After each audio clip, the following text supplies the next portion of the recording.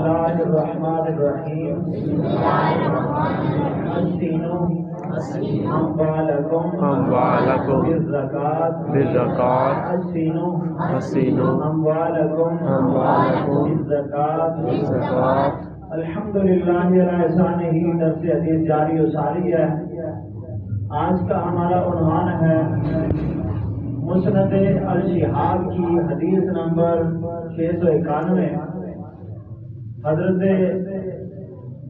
عبداللہ بن عمر رضی اللہ تعالیٰ عنہ کی روایت ہے، فرمان مصطفیٰ صلی اللہ تعالیٰ علیہ وسلم ہے کہ اپنے مالوں کی حفاظت زکوٰۃ کے ذریعے سے کرو اور اپنی بیماریوں کا علاج صدقے سے کرو اور مصیبتوں کو دعاؤں سے ٹالو۔ یہ ایک طویل حدیث مبارکہ ہے اور اس کا مفہوم یہ ہے کہ زکوٰۃ جو اللہ کے نام پہ غرباء کو دی جاتی ہے، اس سے ایک تو مال پاک ہوتا ہے، دوسرا مال میں برکت ہوتی ہے، تیسرا چوری چکاری سے آفات و بلیات سے اس کی حفاظت ہوتی ہے۔ بظاہر تو ہم یہ سمجھتے ہیں کہ ہم نے اپنے مال میں سے کچھ دے دیا تو یہ ضائع ہو گیا، لیکن نہیں۔ ایک اور حدیث پاک ہے جس کا مفہوم یہ ہے،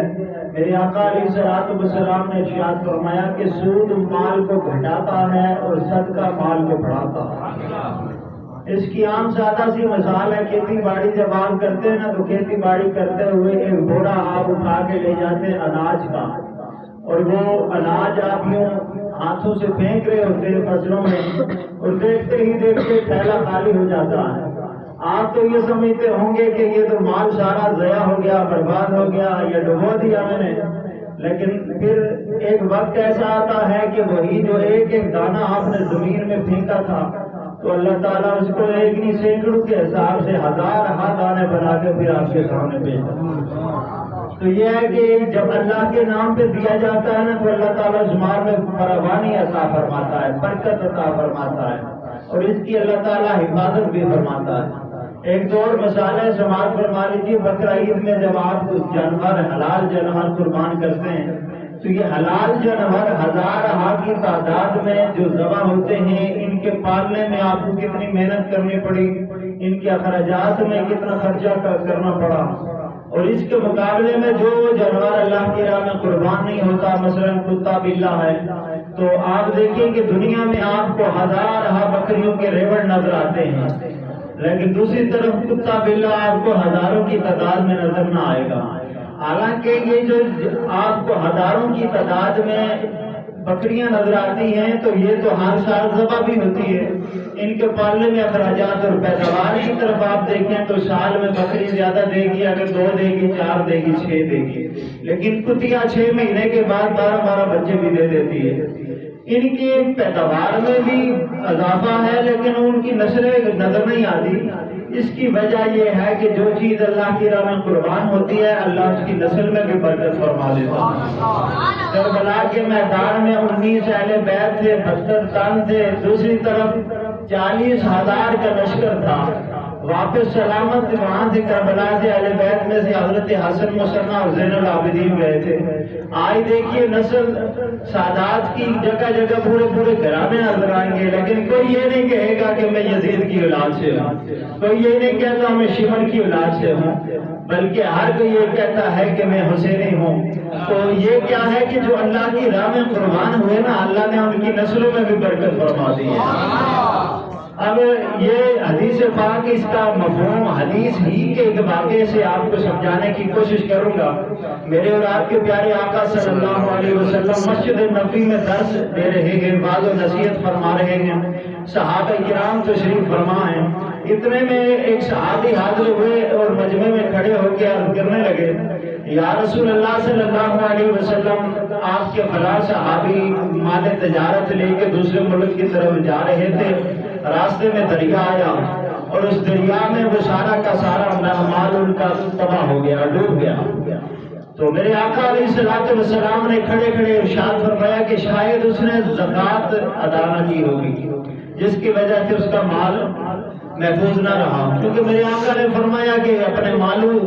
کو زکوٰۃ کے ذریعے سے محفوظ کرو، تو فرمایا کہ اس نے زکوٰۃ نہ دی ہوگی۔ اب مسلمان تو عقیدت والے تھے ہی، لیکن سننے میں عیسائی بندہ وہ الفاظ سن رہا تھا، یا گزرتے ہوئے اسے سن لیا کہ نبی رحمت صلی اللہ علیہ وسلم نے فرمایا اسے زکوٰۃ نہ دی ہوگی، تو اب عیسائی نے کیا کیا، اس نے یہ وہیں سے نیت کر لی کہ آج کے بعد میں اس کا تجربہ کروں گا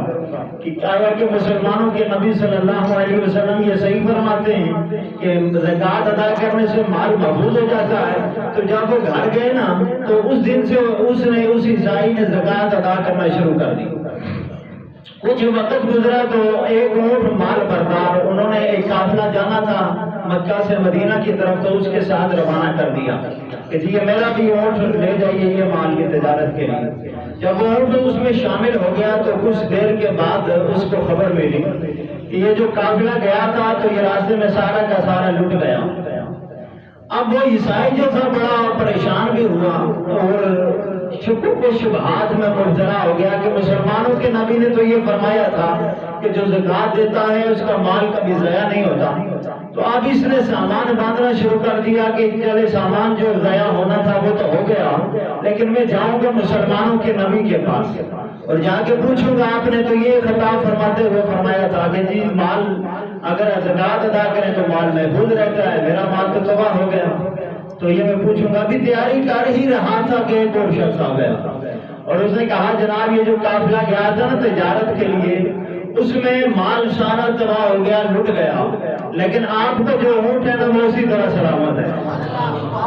اور وہ کہنے لگے کہ کیسے ہو سکتا ہے، میرا اونٹ کیسے سلامت رہ گیا؟ تو وہ کہنے لگے دراصل ہوا یہ کہ جب یہ قافلہ لٹنے لگا نا تو آپ کا اونٹ آ رہا تھا، اسے ٹھوکر لگی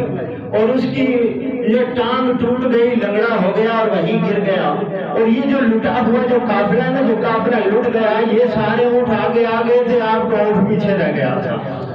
بس یہ سننا تھا کہ اس کی آنکھوں میں آنسو کے برسات جاری ہو گئے، اور پھر نبی اکرم صلی اللہ علیہ وسلم کی بارگاہ میں حاضر ہوا اور عرض کرنے لگا یا رسول اللہ صلی اللہ علیہ وسلم میں ایک عیسائی ہوں اور میں نے بطور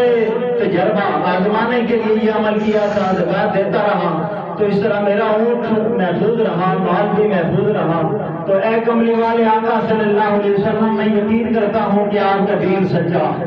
لہذا مجھے کلمہ پڑھا کے مسلمان کر دیجیے۔ تو فرمایا حسنوا اموالکم بالزکوٰۃ، کہ اپنے مال میں سے زکوٰۃ ادا کرو تمہارا مال محفوظ ہو جائے گا۔ تو ہمارا عقیدہ ہونا چاہیے، ہمارا یقین ہونا چاہیے، ہم ویسے بھی جو قرآن و حدیث میں آیا اس پہ آمین کرنے والے ہیں۔ تو یہ زکوٰۃ کے حوالے سے مسائل و فضائل تو آپ پچھلے 2 جمعے پہلے رمضان سے جو پہلا جمعہ گزرا اس میں آپ تفصیل جمعے میں سماعت فرما چکے ہیں۔ آگے جو میرے آقا علیہ السلام نے فرمایا کہ اپنے بیماریوں کا علاج صدقے سے کرو۔ ہمارا ماحول معاشرہ کیسا ہے کہ جب ہم یہاں بیمار ہوتے ہیں تو ہمیں اٹھا کے سب سے پہلے کہتے ہیں جی فوراً ڈاکٹر کے پاس ہو جاؤ۔ ٹھیک ہے، دوائی لینا بھی سنت رسول ہے، اسے سنت رسول سمجھ کے دوائی کا استعمال کرنا یہ بھی اچھا عمل ہے۔ دوائی جب لینے کے لیے ڈاکٹر کے پاس جاتے ہیں، علاج جتن کرتا ہے، آخر میں کہتا ہے جی یہ تو علاج ہو گیا، بس اب آپ کوئی صدقہ دوا وغیرہ کرو، اب کوئی صدقہ وغیرہ ہی کرو، ہمارے پاس سے بات باہر نکل گئی ہے۔ پھر اس وقت بیچارے کو گھر لاتے ہیں اور کہتے ہیں کہ جی چلو کوئی صدقہ کر دیتے ہیں، تو پھر صدقے شروع ہو جاتے ہیں، پھر صدقے سے بھی کام نہیں چلتا، پھر ہاتھ اٹھا دیے جاتے ہیں، دعائیں کرتے ہیں کہ چلو جی اب دعائیں کرتے ہیں۔ حالانکہ اگر ہم نے اس کا الٹ کیا ہوتا نا، اس کا تجربہ یوں کیا ہوتا کہ ہم اسپتال لے جانے سے پہلے ہم یوں کرتے کہ بچہ ہے، بڑا ہے، بوڑھا ہے، عورت ہے، مرد ہے، بیمار ہو گیا، جی چلو پہلے اس کا ہم کوئی دعا کر لیتے ہیں۔ دعا کی کرنے کے بعد فوراً صدقہ دے کر پھر اسپتال جاتے تو یہ نوبتی نہ آتی۔ ہماری ترتیب کیا ہے، ہم پہلے اسپتال جاتے ہیں، پھر صدقہ کرتے ہیں، پھر دعا کرتے ہیں۔ لیکن ہونا یہ چاہیے جو میرے آقا علیہ السلام نے فرمایا کہ اپنی بیماریوں کا علاج صدقے سے کرو، تو سب سے پہلے ہم نے کیا کرنا تھا کہ پہلے دعا کرنی تھی، صدقہ کرنا تھا، اس کے بعد اسپتال سنت سمجھ کے جانا تھا۔ دوائی کا استعمال بھی سنت ہے، تو پھر اللہ تعالیٰ شفا عطا فرماتا۔ اب قرآن میں بھی ہے نا، اللہ تعالیٰ ارشاد فرماتا ہے کہ حضرت ابراہیم علیہ السلام کا وہ واقعہ ہے کہ ابراہیم علیہ السلام نے یہ فرمایا کہ وَإِذَا مَرِضْتُ فَهُوَ يَشْفِينِ، کہ جب میں بیمار ہوتا ہوں تو مجھے میرا اللہ ہی شفا دیتا ہے، کیونکہ بیماری بھی تو اللہ دیتا ہے۔ اور شفا بھی اللہ ہی دیتا ہے۔ تو کوئی بھی لقمہ جب آپ بناتے ہیں نا، منہ کے قریب لے کے جاتے ہیں، تو لقمہ جب منہ کے قریب جاتا ہے تو وہ لقمہ اللہ کی بارگاہ میں عرض کرتا ہے، امر لیتا ہے، اجازت لیتا ہے کہ میرے اللہ اب تو حکم فرما کے میں اس کے لیے بیماری بنوں یا شفا بنوں۔ پھر اللہ اس لقمے کو حکم دیتا ہے، جو بیماری بنتا ہے یہ شفا بنتا ہے۔ یقین کر لیجئے کوئی بھی لقمہ آپ دانتوں سے چباتے ہیں، ہلک سے نیچے نہیں اتر سکتا جب تک اللہ کا امر نہ ہو، جب تک اللہ کی اجازت نہ ہو۔ آپ میڈیسن بھی لیتے ہیں نا، جو دوائی بھی لیتے ہیں ڈاکٹر کی، ڈاکٹر دیتا ہے، تو جب تک آپ وہ کھاتے ہیں نا تو منہ کے قریب لے کے جاتے ہیں، وہ میڈیسن بھی اللہ سے امر لیتی ہے، اللہ سے اجازت لیتی ہے کہ اللہ جی یہ حکم فرما میں شفا بنوں یا بیماری بنوں۔ موسیٰ علیہ السلام کے پیٹ میں درد ہوا اور اللہ تعالیٰ کی بارگاہ میں عرض کی الہی پیٹ میں درد ہے، فرمایا فلاں جڑی بوٹی ہے اس کے 7 پتے پیس کے کھا لے۔ اب امر ہوا تو وہ 7 پتے پیس کے کھا لیے تو حضرت موسیٰ علیہ السلام کو افاقہ ہو گیا۔ اگلے دن پھر وہ درد ہوا